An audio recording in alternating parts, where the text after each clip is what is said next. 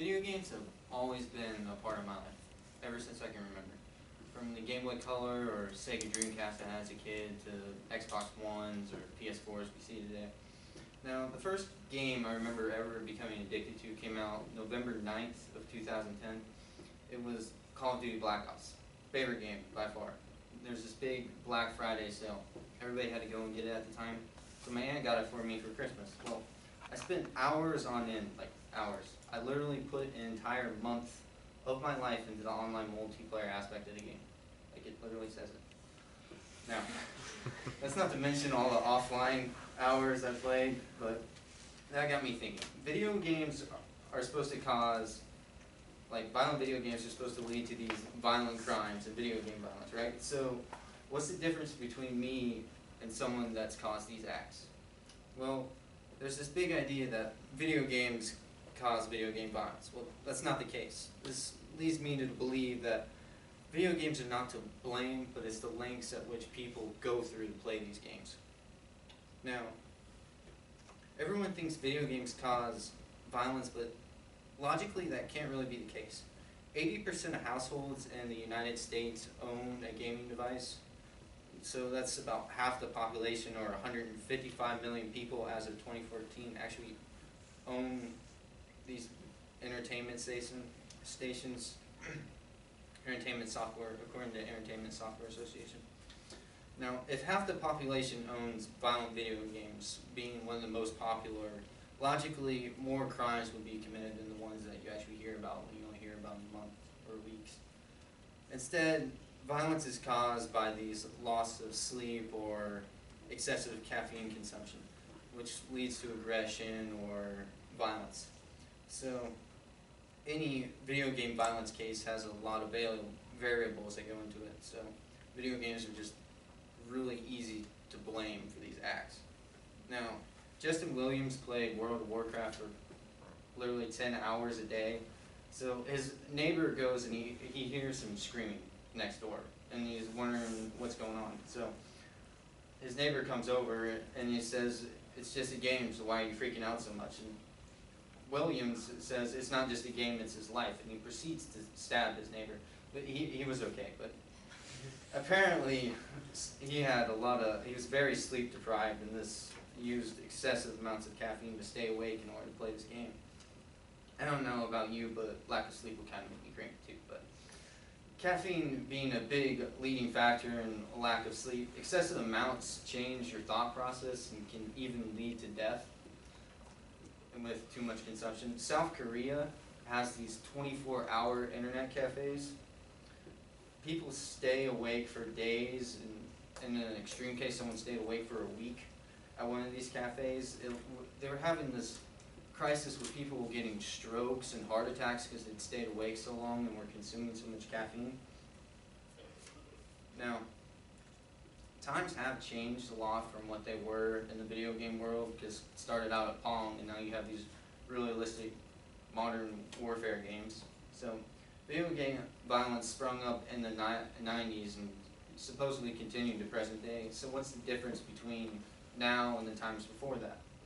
Well, violent video games are seen as a bad influence, video games being around for about 40 years. So 1995 to 2008, present day, juvenile crimes have actually gone down 25%. So video games are really not at fault. There are way too many variables to pinpoint an exact cause for it to be just playing video games. So what is this really all about? Video games are falsely accused and are being framed. Many people think they're this bad influence, but we got these movies that come out today and celebrities. You got people who look up to Kim Kardashian and people like that.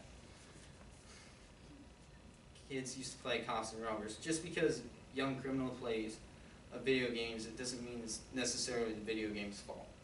It could be lack of sleep, it could be drugs, it could be the caffeine, who knows. But video games did a bad rap just because they're an easy target for blame. These problems have been around long before video games. Excuses are being made, so it's up to you and me and everyone else to get away from these false accusations. Otherwise, something not just millions, but billions of people love may just be taken away. It's not people that cause these problems. Well, it is the people that cause these problems. It's not the video games.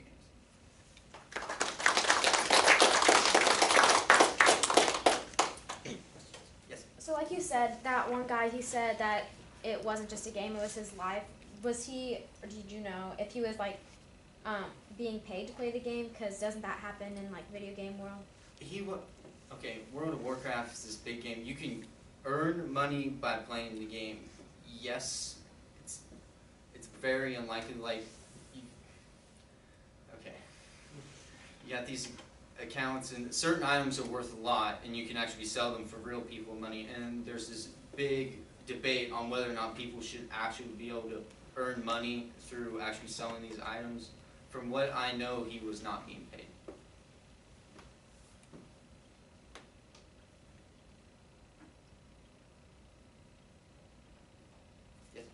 Did you read anything about video games actually relieving stress? Yes. Like, people who went through and they played the games, but they didn't play them like an excess amount to where it would cause any disruption like throughout their life. They'd play for a couple hours and they'd be fine. Relieve their stress through, I guess, shooting up. But yeah. Yes. Do you think that there should be like a time restriction on like how long people are allowed to play like a certain game in a day, or like alleviate people like getting sleep deprived? Or I don't really think there should be a restriction, but I think it would help if people like they went through and they regulated their hours more. I think it would help a lot more. Yes. Like, how do you think that, like, if people should be, like, maybe, like, told about this more, like, that it, like, educated on it, kind of? Do you think that, like, do you think people should be educated about it? I think education about it would lead to a lot less problems and discrepancies about them actually causing violence. Do you think that should be in, like, schools, or, like, how would you educate? I mean, it could be in schools, but I don't think that'd be the best. Like, the media needs to go through and show something. The government needs to have a better opinion about it, because that's what's really happening. Yes?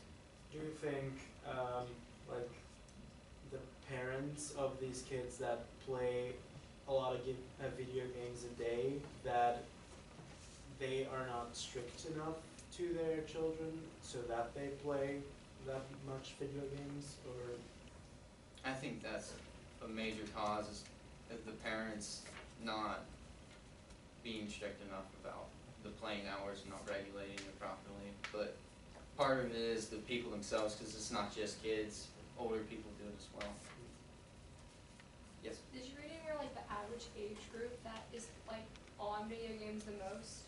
The average age groups, that would be 16 to 23.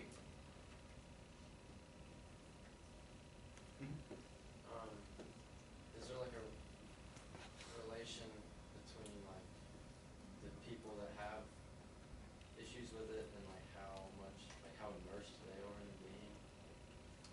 What do you mean by issues?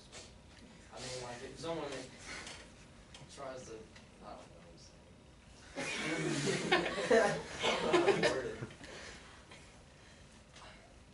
I guess like, do you think like someone being too immersed in the game, is that?